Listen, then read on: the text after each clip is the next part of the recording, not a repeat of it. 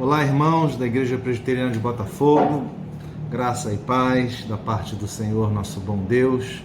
Uma vez mais juntos aqui para estudarmos a palavra do Senhor.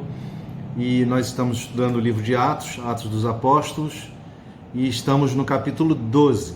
Eu queria então, antes de começar essa aula, fazer uma oração. Queria convidar você a curvar a sua fronte e nós orarmos juntos.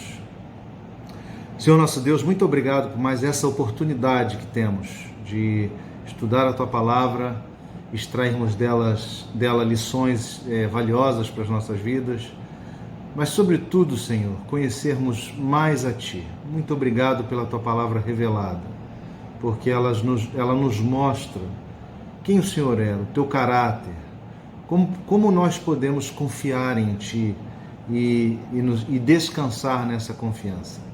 Nós pedimos a ajuda do Teu Espírito Santo para que Ele possa nos conduzir nessa aula e nos fazer aprender aquilo que o Senhor tem para nós hoje. Nós oramos assim em nome de Jesus. Amém. Irmãos, então, capítulo 12 do livro de Atos. E esse livro de Atos é um livro muito bom de ler, é muito agradável. Porque é uma narrativa de Lucas que ela realmente nos parece uma história que ele vai contando assim, como se estivesse sentado à mesa e relatando os fatos, e é um livro muito cheio de detalhes. É muito legal, porque a gente vê que o nome de Atos do Espírito Santo de fato faz jus ao livro, né? Porque vemos a manifestação do poder de Deus desde a ascensão de Cristo e a descida do Espírito Santo, e o testemunho dos primeiros irmãos, e a formação da igreja. Isso tudo nos mostra como Deus agiu na história, né? E continua agindo na história. E o livro nos dá uma perspectiva, ele começa o capítulo 12 com uma perspectiva de uma palavra que nos dá a real clareza de como Deus age, porque no verso 1 diz lá, por aquele tempo, e a palavra tempo aqui é aquela famosa palavra kairos, que na realidade não é o tempo do relógio, não é o tempo dos dias, mas é aquele tempo apropriado para que Deus realize a sua obra, o tempo do propósito de Deus. É claro que esse evento ele está inserido numa história maior, e aí nós vemos como Deus manifesta o seu poder nessa história, como o caráter soberano dele se manifesta conduzindo o tom da história. E a gente vê no relato de Lucas como o tom da história muda de cor. Às vezes fica intenso, vermelho de sangue. E começamos aqui no capítulo 12 uma narrativa de perseguição.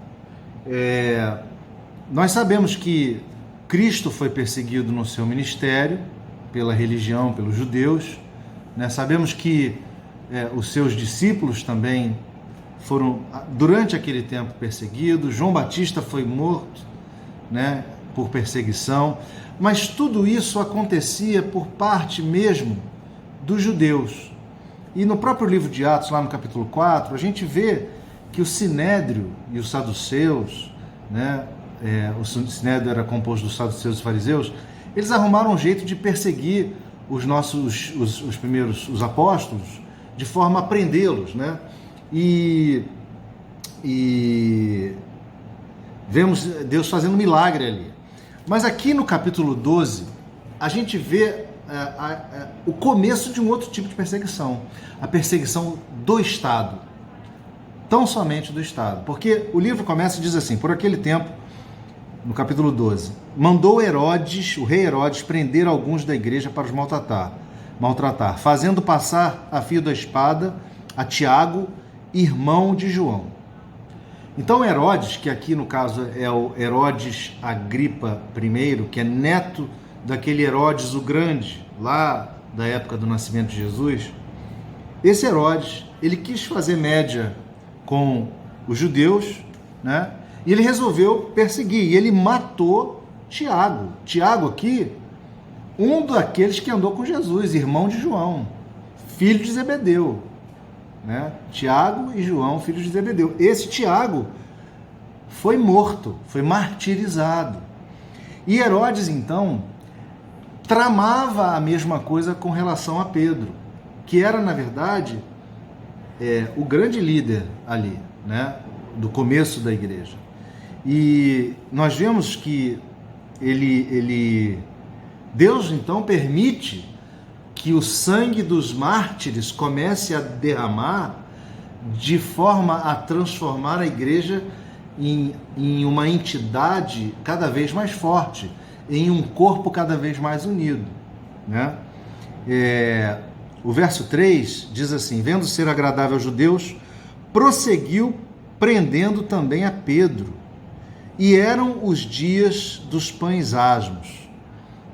Ele fez isso durante a festa da Páscoa. Ele prendeu a Pedro.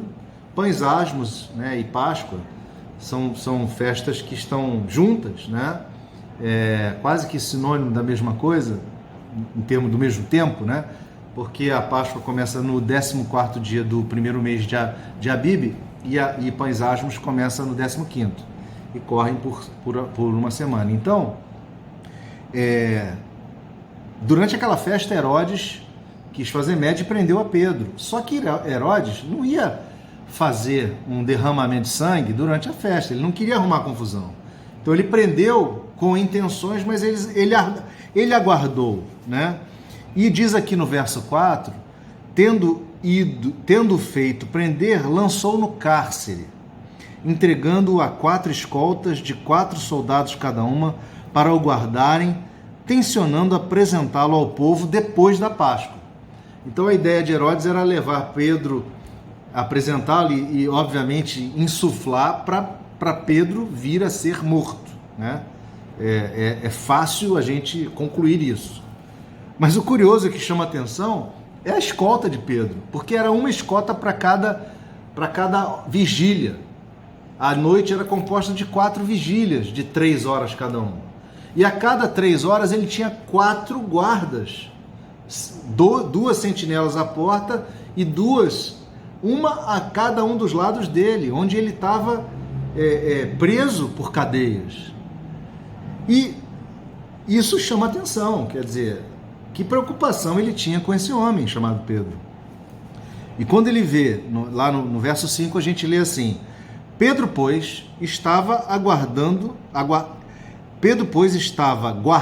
no cárcere, mas havia oração incessante a Deus por parte da igreja a favor dele. Então, nós começamos a ver uma situação gerada por pelo líder do Estado, né, contra o líder da igreja, um principal ou dos principais, né, mas a igreja estava em oração. Então nós começamos a ver, meus irmãos, que a história da igreja e a nossa história se mistura com a história da igreja, é uma história de embates, mas a igreja está em oração. Nós temos toda terça-feira a nossa reunião de oração e nós estamos sempre em oração por aqueles que estão passando por dificuldades, por embates, por situações difíceis. E a igreja estava em oração. A igreja permanecia em oração, continuava em oração. O tempo verbal dá essa ideia, tá? Verso 6, quando Herodes estava para apresentá-lo naquela mesma noite, Pedro dormia entre 2 soldados. Como eu falei, tinham 2 soldados, um de cada lado, né? Acorrentado com 2 cadeias, e sentinelas à porta guardavam o cárcere. Eram os outros 2 soldados, então eram 4 vigias daquele prisioneiro, que estava acorrentado aos prisioneiros, né? Verso 7, eis, porém, que sobreveio um anjo do Senhor, e uma luz iluminou a prisão. E tocando ele o lado de Pedro, o despertou, dizendo, levanta-te depressa.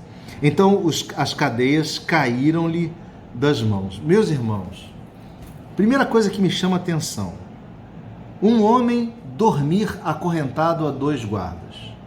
O que poderia fazer este homem dormir? Apenas a certeza a quem ele servia. apenas a certeza de que as promessas que Jesus tinha dado a ele eram promessas que seriam cumpridas, porque ele seria levado à velhice, morreria na velhice, né? Ele sabia que Deus velava por ele e ele dormia tranquilo. Isso nos é um bom exemplo, não é mesmo? Quantas vezes você e eu perdemos o sono com os nossos problemas de família, problemas de trabalho, problemas de saúde? Pedro dormia. A gente precisa aprender que o Senhor é Senhor da história. Deus é o dono da história e Ele vai conduzir a história com seu kairós. Pedro dormia, Pedro estava tranquilo.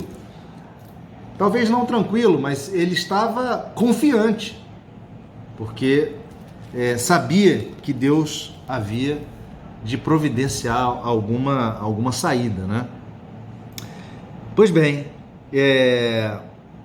esse anjo veio, se aparece, e ele então faz um milagre ali, né? Ele desfaz aquelas cadeias, as cadeias caem das mãos, uma manifestação de poder, do poder de Deus na vida de Pedro. Pedro fica meio atordoado, a gente vai ver mais adiante, ele ficou meio em dúvida do que aquilo poderia ser, né? E então o anjo diz para ele: levanta-te depressa. Ele tinha pressa, né? Interessante, o livramento de Deus, ele também exige de nós ação, né? O livramento de Deus exige de nós alguma ação, porque nós somos corresponsáveis na história, nós somos atores, protagonistas da história, mas Deus é o diretor do roteiro. E nós executamos o roteiro que Deus estabelece, com as nossas vontades, com as nossas ações. Nós caminhamos e Deus nos dirige os passos. E o anjo fala: rápido, levanta rápido. Não vai esperar os caras acordarem, os guardas acordarem. Disse-lhe o anjo, verso 8, cinge-te e calça sandálias.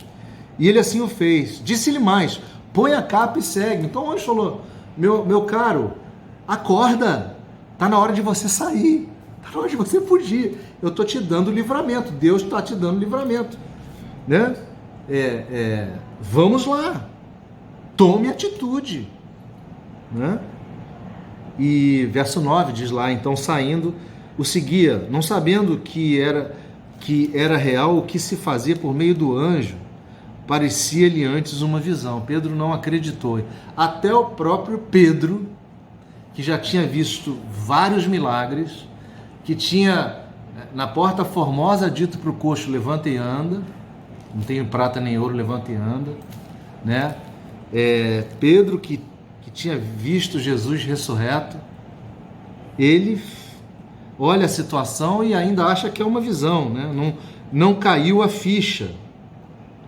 Só que aí, depois, ele estava sendo guiado pelo anjo, verso 10, depois de terem passado a primeira e a segunda sentinela, chegaram ao portão de ferro que dava para a cidade, o qual se lhes abriu automaticamente, e saindo enveredaram por uma rua, e logo adiante o anjo se apartou dele.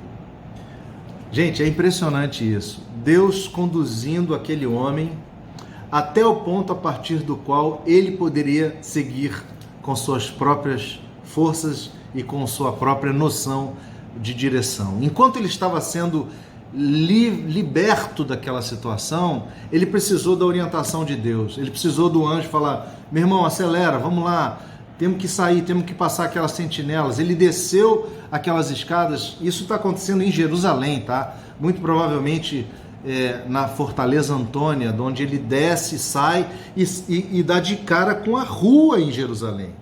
E aquele anjo conduz, né? E eles então vão indo e chega uma determinada hora que o anjo se aparta dele.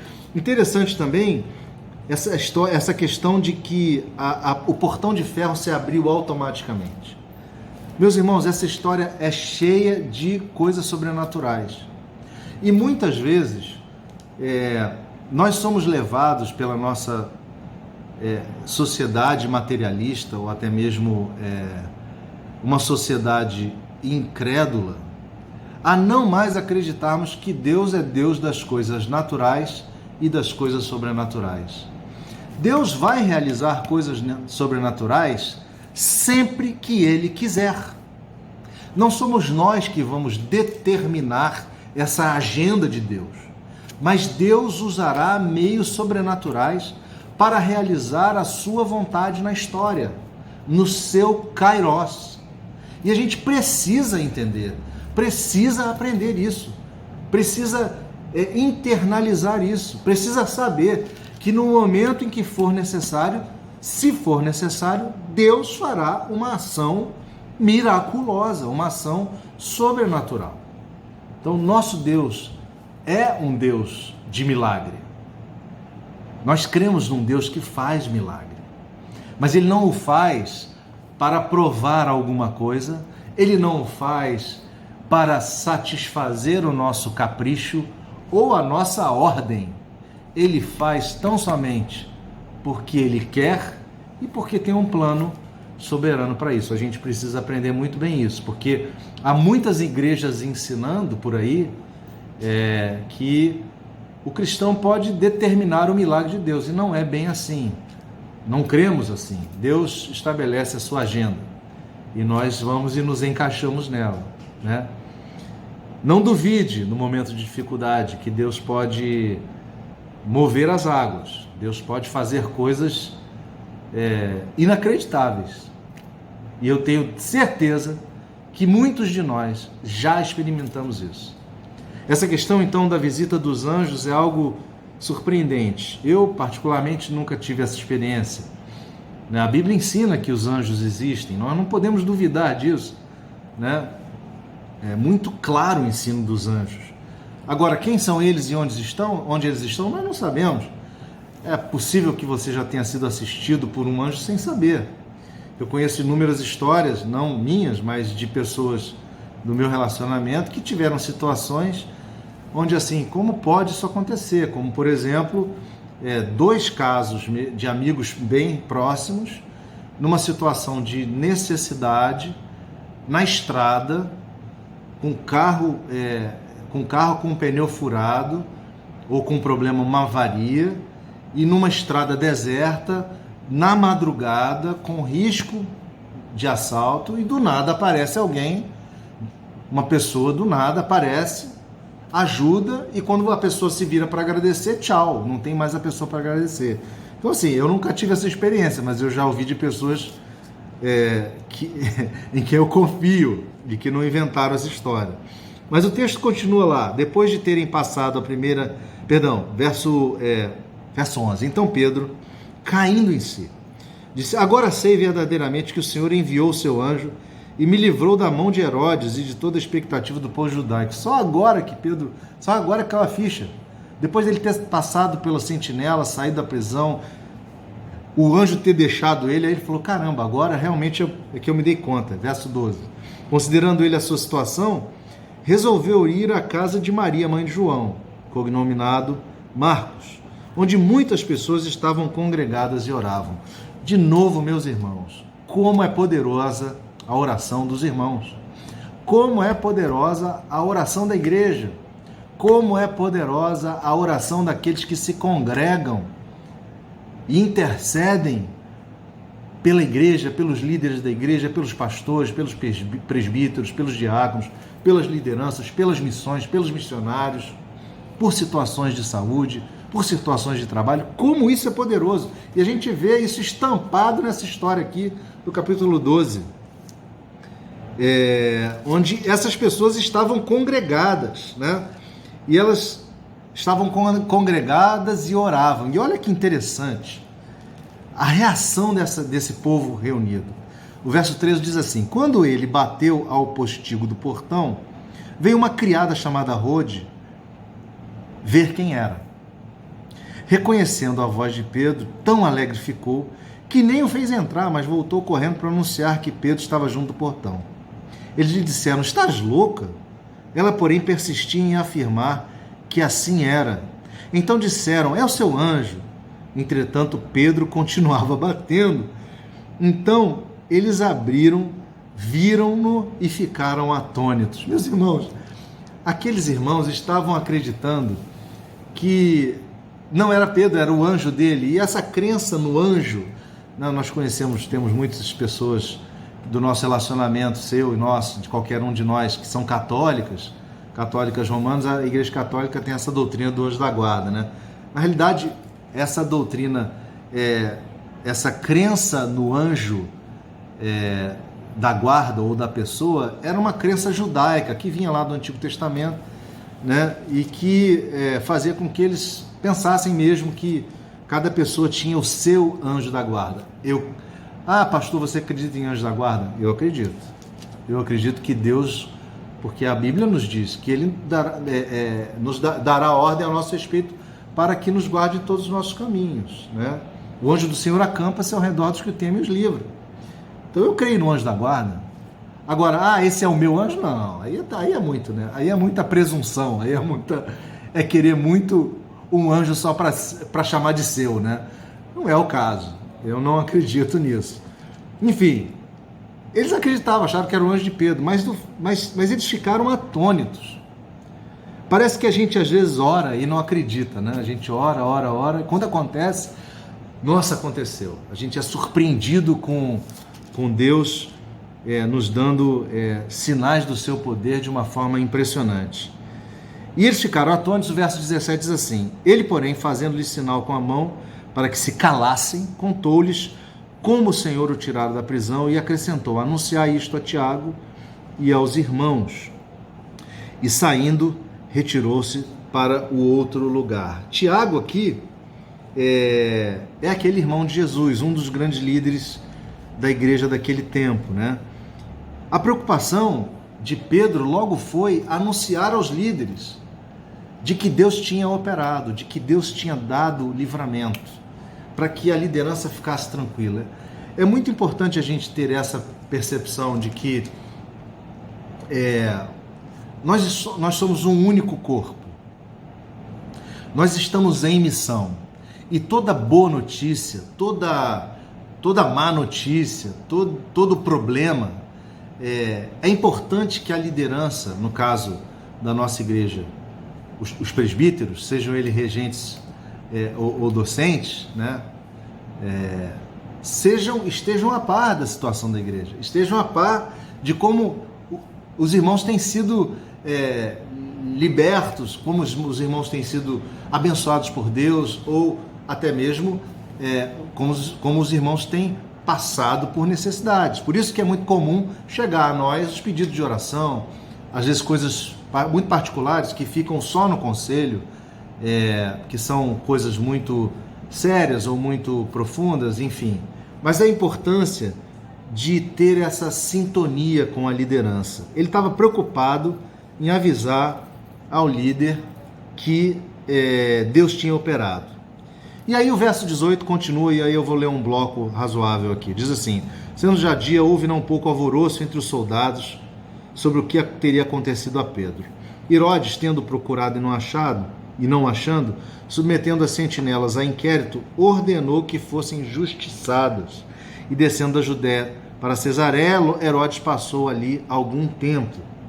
Ora, havia séria divergência entre Herodes e os habitantes de Tiro e Sidom, porém estes, de comum acordo, se apresentaram a ele e, depois de alcançar o favor de Blasto, camarista do rei, pediram reconciliação, porque a sua terra se abastecia do país do rei. Em dia designado, Herodes, vestido de traje real, assentado no trono, dirigiu-lhes a palavra. Então aqui fala apenas de uma sequência da história, né? Porque aqueles caras da prisão, servos de Herodes, né? Os guardas, a guarda que lá estava, olhou a situação, ficou atônita. E sabem o que significava isso? Morte. Um guarda não podia perder o seu prisioneiro. Era passível de morte. E serem justiçados aqui era, de fato, serem passados ao fio da espada pela sua incompetência de guardar um preso acorrentado, né? Isso era muito comum, então, naquele tempo, e no Império, né? No Império Romano. E aqui relata também de um problema lá com as cidades litorâneas de Tiro e Sidom, né? Problemas com o povo daquela cidade, né? E aí começa a falar de uma coisa assim bem grave, que foi a postura de Herodes. Meus irmãos, e essa é a última parte da aula, se tem uma coisa que entristece a Deus, é a soberba humana. Se tem uma coisa que Deus não tolera, é a soberba humana. Lembram-se de Nabucodonosor, que foi comer o pasto, ficar debaixo da árvore, porque achou que era alguém, porque se achou, né? Acontece aqui uma coisa semelhante, porque este senhor chamado Herodes Agripa I, rei, ele vestido de traje real, verso 21, assentado no trono, dirigiu-lhes a palavra, dizendo, e o povo clamava, é voz de um Deus e não de homem. No mesmo instante, um anjo do Senhor o feriu, por ele não haver dado glória a Deus, e comido de vermes expirou. Meus irmãos, que situação trágica. O historiador Flávio Joséfo, ele conta lá nas Antiguidades dos Judeus, ele relata esse fato dizendo que Herodes morreu por volta dos 53 anos, teria 53 anos. E foi uma morte assim de alguns dias, né? A Bíblia aqui fala que ele simplesmente expirou. Veio um anjo do Senhor e o fez expirar, comido de vermes. E essa expressão também é uma expressão de juízo. É uma expressão de juízo.